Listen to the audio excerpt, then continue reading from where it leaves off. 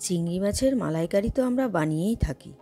একবার আমার মতো করে চিংড়ি মাছের এই রেসিপিটি বানিয়ে দেখুন, আশা করছি আপনাদের ভালোই লাগবে। আজকের পর্বে আমার রেসিপি চিংড়ি মাছের তেল ঝাল। তাহলে আর দেরি না করে ঝটপট রেসিপিটা বানিয়ে নিই। চিংড়ি মাছের তেল ঝাল বানাবো, সেজন্য নিয়ে নিয়েছি চিংড়ি মাছ ধুয়ে পরিষ্কার করে রেখেছি। এখানে 400 গ্রামের মতো চিংড়ি মাছ আছে। আমি প্রথমে নুন হলুদ মাখিয়ে নিচ্ছি।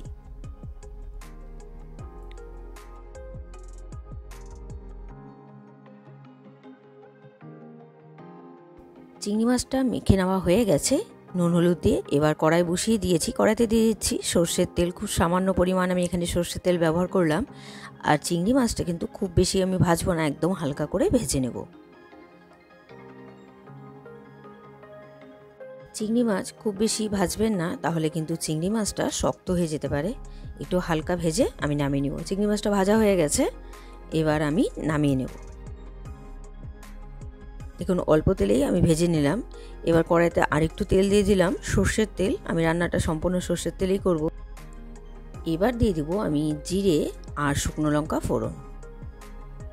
জিরে শুকনো লঙ্কা দিয়ে একটু নাড়াচাড়া করে ভেজে নিচ্ছি। তারপর আমি দিয়ে দেবো এর মধ্যে পেঁয়াজ কুচি। এখানে একটা বড় সাইজের পেঁয়াজ কুচি আছে, পেঁয়াজটা ভাজতে হবে। পেঁয়াজটা ভাজা হচ্ছে, পেঁয়াজটা মোটামুটি ভাজা হয়ে গেলে আমি এর মধ্যে পরবর্তী মশলাগুলো দিয়ে দেব।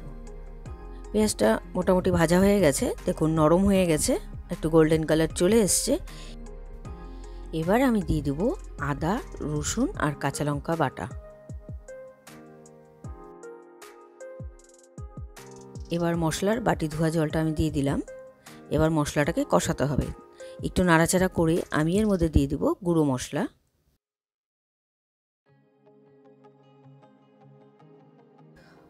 প্রথমেই দিয়ে দিচ্ছি নুন। এর মধ্যে আমি এবার দিয়ে দেব রেগুলারি কিছু গুঁড়ো মশলা, হলুদ গুঁড়ো, লাল লঙ্কা গুঁড়ো, দিয়ে দেব জিরে গুঁড়ো। আমি কিন্তু সামান্য পরিমাণ লাল লঙ্কার গুঁড়ো ব্যবহার করলাম, যেহেতু বাটা মশলা ব্যবহার করেছি। আর দিয়ে দিলাম কাশ্মীরি লঙ্কার গুঁড়ো। এবার খুব ভালো করে মশলাটাকে কষাতে হবে। যেহেতু গুঁড়ো মশলা দিয়েছি আমি, সেজন্য আরও সামান্য একটু জল দিয়ে দিলাম। মশলাটা কষছে। যখন মশলাটা কড়াইতে লাগা শুরু হয়ে যাবে আর এক জায়গায় দলা পেকে যাবে, তার মানে মশলাটা কষে গেছে। দেখুন কড়াইতে লাগতে শুরু করে দিয়েছে আর এক জায়গায় দলা পেকে গেছে, তার মানে মশলাটা ভালো মতন করে কষে গেছে। এবার কষে যাওয়া মশলার মধ্যে আমি ভেজে রাখা চিংড়ি মাছটা দিয়ে দিলাম। চিংড়ি মাছ দিয়ে একটু নাড়াচাড়া করে তারপর আমি জল দিয়ে দেব।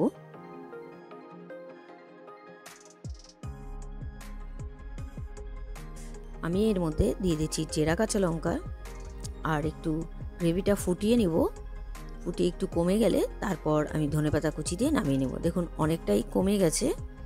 এবার ধনেপাতা কুচি দিয়ে আমি নাড়াচাড়া করে নামিয়ে নেব। এবার নাড়াচাড়া করে মিলিয়ে দিচ্ছি।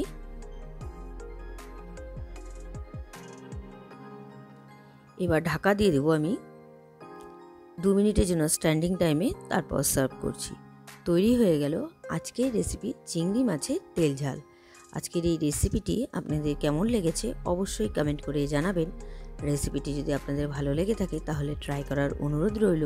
আর ভিডিওটা ভালো লাগলে like comment share and subscribe করতে ভুলবেন না। বাই।